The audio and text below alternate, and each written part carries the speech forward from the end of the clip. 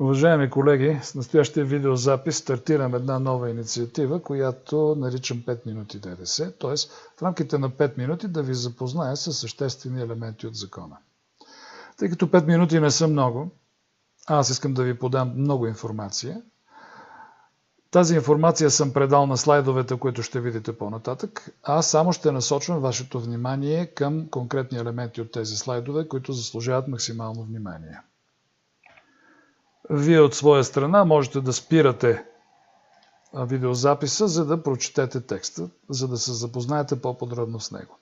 Това, което виждате на този слайд, са няколко специални разпоредби от новата глава 21б. Акцент поставям върху член 168б алинея 4 и 168д алинея 3. Тези две алинеи казват, че малките предприятия не начисляват ДДС за извършените от тях облагаеми доставки.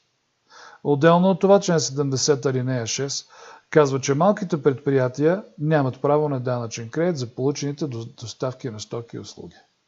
Точно както и българското обикновено нерегистрирано лице.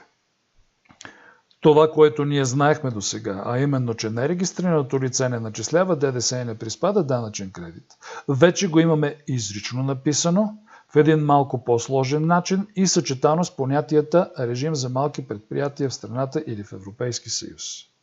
В този слайд правя едно много важно уточнение, именно, че малко предприятие по ЗДДС и по директивата за ДДС не е малко предприятие по закон за малки и средни предприятия. Не е малко предприятие по закона за счетоводството, а си е своеобразен вид за целите на ДДС, понятие малко предприятие и съответните режими.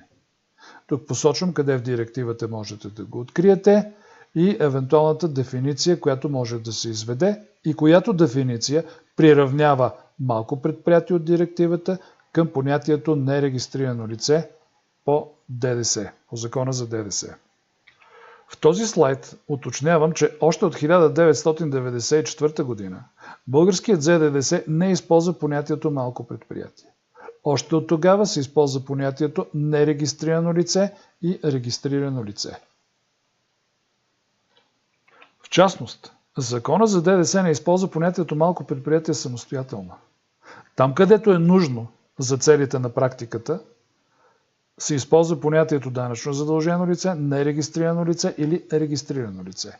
Понятието малко предприятие се използва само там, където трябва да бъде обозначен режимът. Тоест, чисто теоретично малко предприятие е равно на нерегистрирано лице по ДДС. Какво наложи реформата на директива 112 по ДДС, извършена с директива 285? Една специфика на директива 112, а именно, че едно малко предприятие може да бъде малко предприятие, т.е. нерегистрирано лице само в държавата, където е установено. Ако пожелае да работи другаде, в друга държава членка, там първо трябва да се регистрира по ДДС, съответно едва тогава да получи местен ДДС номер, да влезе в системата на ДДС и едва тогава да почне да извършва дейност. Тази схема на режим малко предприятие в страната на установяване се е сторила на Европейската комисия като несправедлива и неравноправна, защото едно българско ОД, когато отиде да работи в Румъния, се регистрира по ДДС и дължи ДДС. А местните румънски ООД-та, които не са регистрирани по ДДС, не дължат ДДС. Тоест, получава се неравнопоставеност, която води до неконкурентоспособност.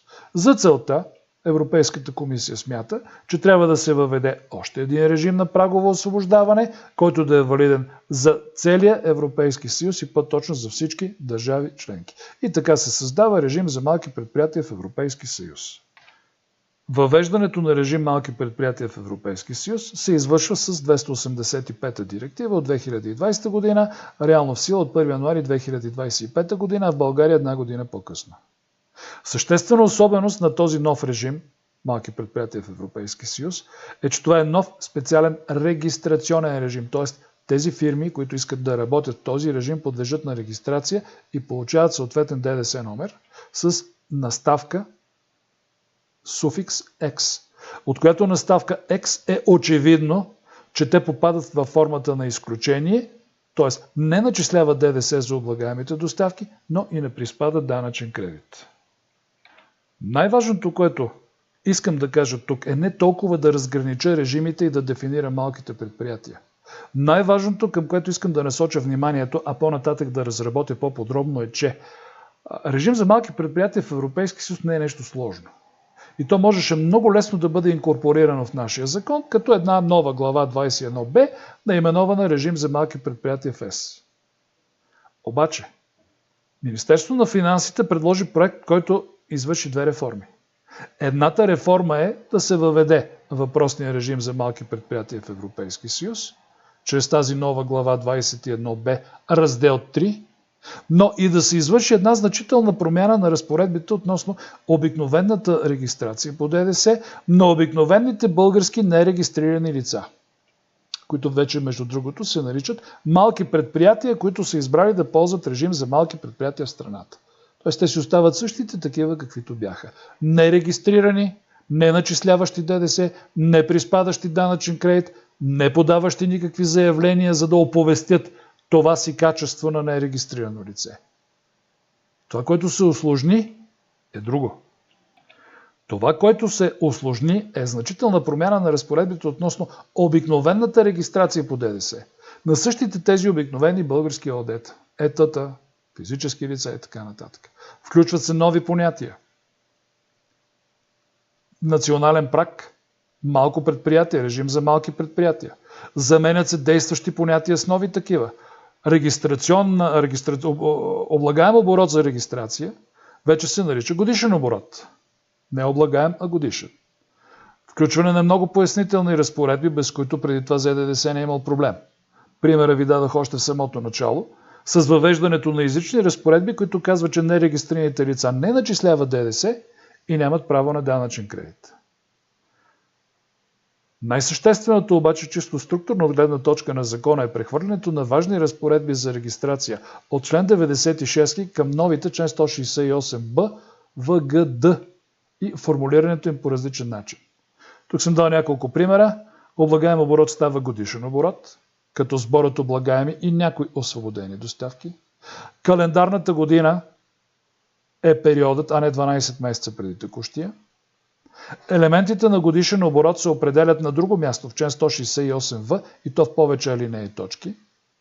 Датата на регистрация е датата следваща датата на надхвърляне на оборот.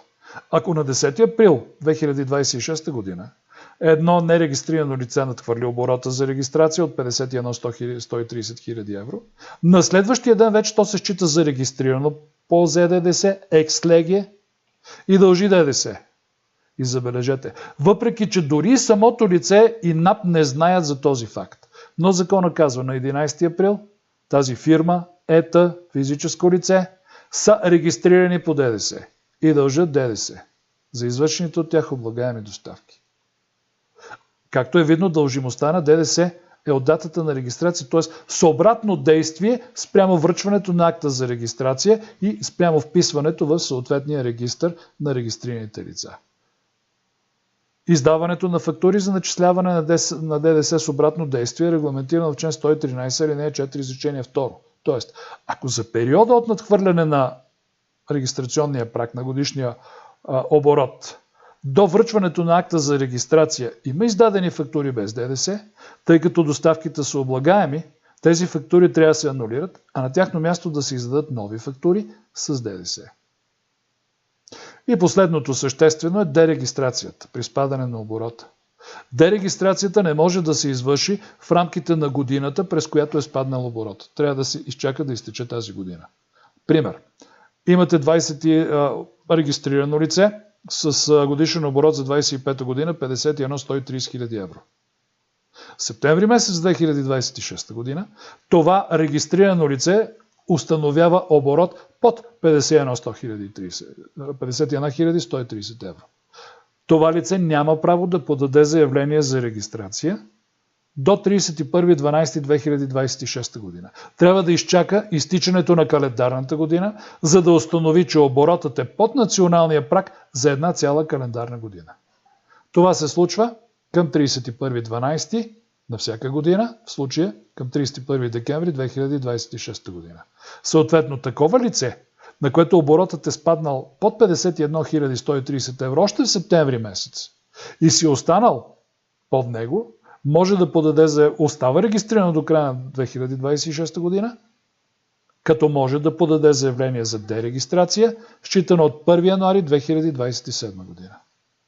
Единственото, което не се променя съществено, е подаването на заявление за регистрация, съответно процедурите за проверка и издаване на акт за регистрация.